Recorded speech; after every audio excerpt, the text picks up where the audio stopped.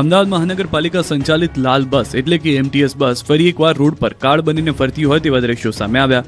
શહેરના નારણપુરા વિસ્તારમાં નિકેતન સોસાયટી પાસે એમટીએસ બસની બ્રેક ફેલ થઈ ગઈ હોવાના કારણે અકસ્માત સર્જાયો, જેમાં કાર અને બે બાઇકને બસે ટક્કર મારી, જ્યારે બાઇક ચાલકને સામાન્ય ઈજા થઈ હતી. લોકોના ટોળે એકત્રિત થઈ ગયા. સ્થાનિક લોકોએ ડ્રાઈવરને પકડી લીધો અને પોલીસ સ્ટેશન ખાતે લઈ જવાયો. સ્થાનિકોનો આક્ષેપ છે કે ડ્રાઈવર નશામાં ડ્રાઇવિંગ કરી રહ્યો હતો. બીજી તરફ બસ એટલી ખતરનાક સ્પીડમાં હતી કે કારનો બુકડો બોલી ગયો, જ્યારે બાઇકને પણ નુકસાન થયું. ટુ વ્હીલરને મારવામાં આવેલી આ ટક્કર એટલી જોરદાર હતી કે 25 ડગલા દૂર ઉભેલી પાર્કિંગ કરેલી કારમાં ઘૂસી ગયું. ગાયને રાષ્ટ્રમાતા જાહેર કરવાની માંગ સાથે અમદાવાદ સુરતમાં નીકળી રેલી.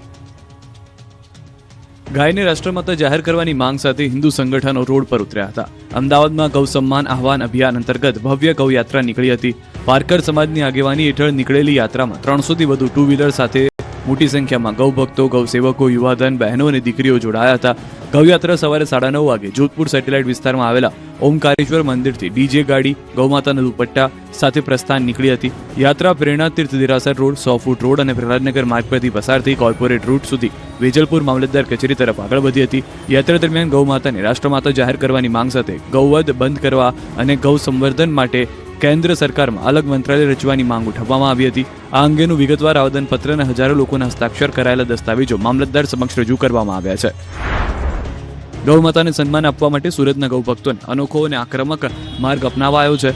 ટેક્સટાઇલ માર્કેટ સાથે સંકળાયેલા 10 વેપારીઓ પોતાના લોહીથી વડાપ્રધાન નરેન્દ્ર મોદીને પત્ર લખી ગાયને રાષ્ટ્રમાતા જાહેર કરવાની માંગ કરી છે. ટેક્સટાઇલ માર્કેટ સાથે સંકળાયેલા 10 અગ્રણી વેપારીઓએ સિરિંજ દ્વારા પોતાની લોહી કાઢીને મોટા કાર્ડ પેપર પર વડાપ્રધાન નરેન્દ્ર મોદીને પત્ર લખ્યો. પત્રમાં ગાયને રાષ્ટ્રમાતા જાહેર કરવા અને ભારતની પવિત્ર ભૂમિને ગૌ હત્યાના કલંકથી મુક્ત કરવાની હૃદયસ્પર્શી અપીલ કરવામાં આવી છે.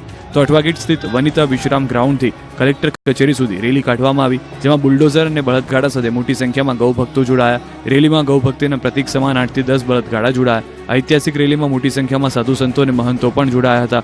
ભગવા વસ્ત્રધારી સંતોની ઉપસ્થિતિએ રેલીમાં નવી ઉર્જા ભરી દીધી હતી.